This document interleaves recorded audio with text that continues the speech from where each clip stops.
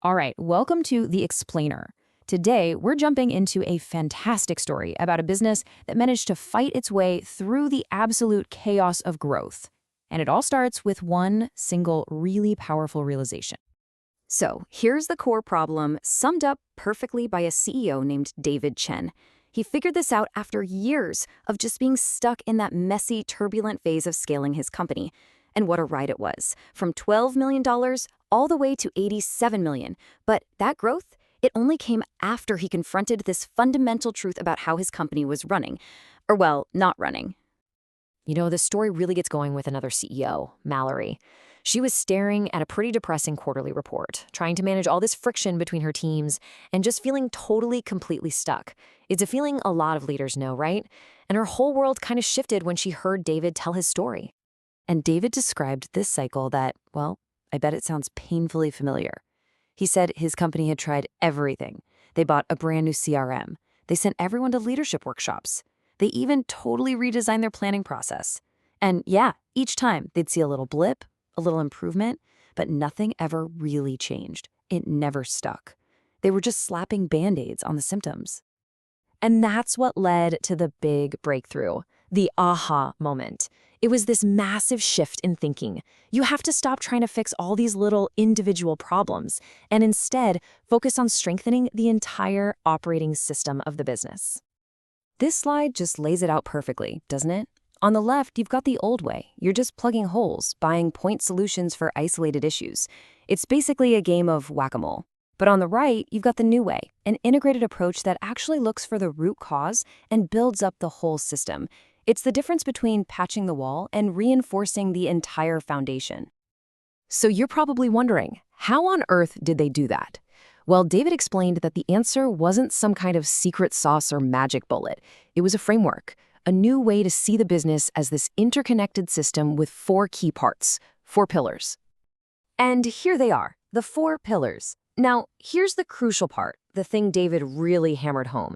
You can't just pick one and work on it. No, you have to work on all four at the same time. Because if one of them is weak, it drags all the others down with it. So let's do a quick breakdown of what these actually are. First up, you've got directional mastery. This is all about clarity. Simple question. Is everyone on the ship rowing in the same direction? Do they even know where the ship is supposed to be going? It's about making sure every big decision is actually pushing you towards your main goal. Okay, pillar number 2, collective flourishing. This is the human side of the equation. Look, you can have the most brilliant strategy in the world, but it's completely useless if you don't have the culture and the leadership to actually make it happen. This is all about your people and how they connect and work together. Third, we have process ingenuity. This one dives into the how. How does work actually get done around here? Are your day-to-day workflows and processes helping you, or are they just creating friction and slowing everybody down? It's about making sure the way you work works. And finally, foundational fortitude. I want you to think of this one as the bedrock of the whole company. It's your core infrastructure, your finances, your tech stack, your legal and governance systems. All this stuff, everything else is built on top of. And if that foundation is shaky, the whole house is in danger. Okay, so you have this really cool 4-pillar framework, and you're probably thinking the exact same thing Mallory was.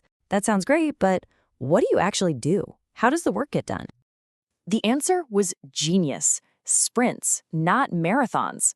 They completely ditched the idea of some massive, overwhelming, year-long project.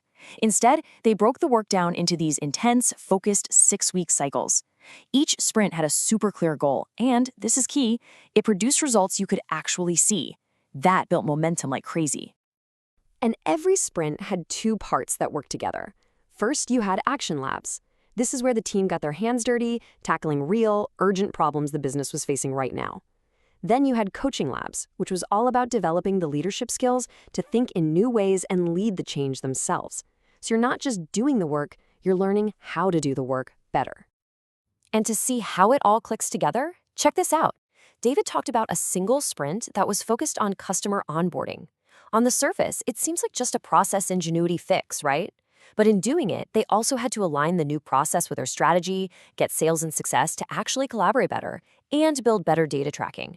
Boom, one sprint, all 4 pillars strengthened at the same time. So fast forward. After about 10 of these sprints, which took about 15 months, the results were so much bigger than just numbers on a page. The real transformation was a fundamental shift in the company's ability to solve its own problems. I mean, don't get me wrong, the numbers were staggering. Revenue exploded by 625%, margins shot way up, and employee satisfaction went through the roof. The numbers definitely tell an incredible story. But David kept saying the biggest change was something you couldn't put on a chart. It was how it felt to work there. That constant, exhausting firefighting mode, it was just gone. Decisions were being made faster. The leadership team was finally acting like a real team. As he put it, they had finally reached cruising altitude. And this right here, this is the whole point. The goal was never to hire some consultants to come in and fix their problems for them. The goal was to build the skills inside their own team to tackle any problem that came their way in the future. They learned how to fish for themselves. And that really brings us to the question we all have to ask ourselves about our own organizations. Are we just stuck in that endless cycle, patching holes and treating symptoms? Or are we ready to do the hard, important work of strengthening the entire system from the ground up?